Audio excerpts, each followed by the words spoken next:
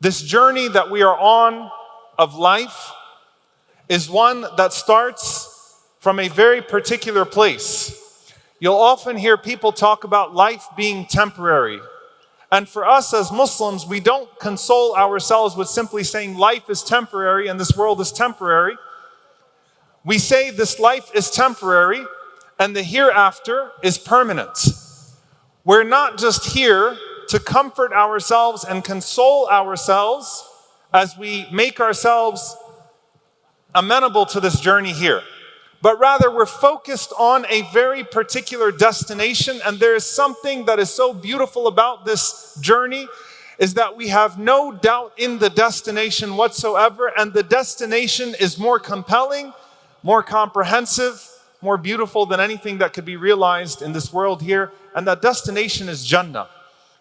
You know, they talk about relationships being transactional and then being transformational.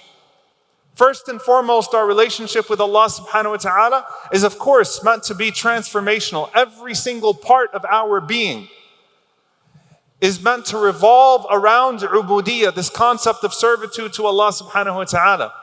But Allah in His mercy and generosity has promised us a reward and has given us a profitable transaction. And the Ansar, who used to understand the idea of agriculture because they were an agricultural people, they would plant seeds and then they would see crops come out. When the Prophet ﷺ told them that the seeds of sacrifice that you will be planting are that you're going to sacrifice your allegiances, your safety will be gone, your livelihood and your property will be under threat. All of the things that are necessary for a thriving civilization. What does Allah tell us about Mecca? لِإِيلَافِ قُرَيْشِ إِيلَافِهِمْ رِحْلَةَ الشِّتَاءِ وَالصَّيْفِ فَلْيَعْبُدُوا رَبَّ هَذَا الْبَيْتِ الَّذِي أَطْعَمَهُم مِّن جُوعٍ وَآمَنَهُم مِّن خَوْفٍ. Let them worship the Lord of this house who fed them in their hunger and granted them safety and security when they were in turmoil, when they were scared. And so Allah Azza wa Jal reminds them of these favors. That you were in fear in Mecca and Allah granted you safety. That you had no crops and Allah subhanahu wa ta'ala provided you something to thrive with as a civilization, nourishment. And then in Medina, they're being asked to sacrifice their their safety, and sacrifice everything that they have for this message. And when they asked the Prophet ﷺ, what do we get in return? The Prophet ﷺ did not tell them Medina is going to be a world-class destination. Medina is going to be a city that is put on the map and that everyone will visit as a result of you taking me in. He didn't give them any worldly promises. How many of you have been to Ta'if? Very few of you. I could count a few hands only. How many of you have been to Medina? Exactly. Had Ta'if taken in the Prophet ﷺ, they would not have just gotten the benefit of receiving the Prophet ﷺ in the hereafter. But Ta'if would have been a city on the map. Instead, Medina was given all of these blessings for taking in the Prophet ﷺ. But the Prophet ﷺ told them, you get Jannah, you get paradise. And they said, Rabih al-bay', Rabih al-bay', Rabih al-bay'. That's a successful transaction. That's a successful transaction. That's a successful transaction. We're pleased with that. If the only thing we're going to get out of this is paradise, alhamdulillah, we're good with that. But Allah gave them so much more, and they grew closer to Allah subhanahu wa ta'ala throughout time. To where the greatest gift in Jannah and the greatest gift in this dunya is a connection to Allah subhanahu wa ta'ala. Now let me bring it back to the journey. Our journey starts in Jannah with our father Adam alayhi salam being expelled from paradise. From the expulsion of Adam alayhi salam from paradise to this realm of this world, to the expulsion of our souls from our bodies into that realm is a deep connection. And I want you to pay attention to the coherence of the Quran.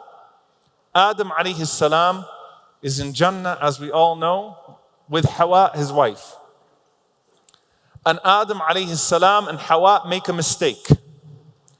They hasten towards something that Allah subhanahu wa ta'ala forbade them from. As a result of that, Allah subhanahu wa ta'ala expels Adam alayhi salam and Eve from paradise. Now look at the wording in the Quran. فَتَلَقَّى آدَمُ مِنْ رَبِّهِ كَلِمَاتٍ فَتَابَ عَلَيْهِ إِنَّهُ هُوَ التَّوَّابُ الرَّحِيمُ. That Adam alayhi salam drew close to Allah subhanahu wa ta'ala with some words of repentance. And Allah immediately forgave him. And what were those words? رَبَّنَا ظَلَمْنَا أَنفُسَنَا. O Allah, we have wronged ourselves. وَإِن لَمْ تَغْفِرْ لَنَا وَتَرْحَمْنَا لَنَكُونَنَّ مِنَ الْخَاسِرِينَ. And if you don't forgive us and have mercy upon us, we will be from the losers. This is the initial expulsion. And this is the tawbah of Adam alayhi salam to Allah subhanahu wa ta'ala. And Allah says, we immediately forgave them. We gave them the words by which they could seek forgiveness, and we immediately forgave them. Now with that being said, Adam alayhi salam did not just have the fruits of paradise and the beauty of Jannah. Adam alayhi salam also was spoken directly to by Allah subhanahu wa ta'ala in the heavens. And now as he is expelled to this earth, he will be communicated to by Allah subhanahu wa ta'ala through the malaika, through the angels. Some of the scholars say that's one of the wisdoms of Musa alayhi salam being called Kalimullah, the one who Allah spoke to directly. Because he's the only one who Allah spoke to directly on this earth. Because Allah spoke to Adam alayhi salam in paradise, and Allah spoke to the Prophet sallallahu alaihi wasallam on the night of Al-Isra wal Mi'raj. But to Musa alayhi salam, Allah spoke to him directly on this earth. So there's a demotion there, where now Allah communicates with Adam alayhi salam through the angels, and there's the loss of paradise, and all of that with an assurance from Allah subhanahu wa ta'ala that, O Adam, O Eve, you've been forgiven. You've been forgiven. The consequences of this mistake are not a sign of the long-lasting impact of them, nor are they a sign of Allah's displeasure. It's part of the process. There's a process now to get back to Allah subhanahu wa ta'ala. But you've been forgiven.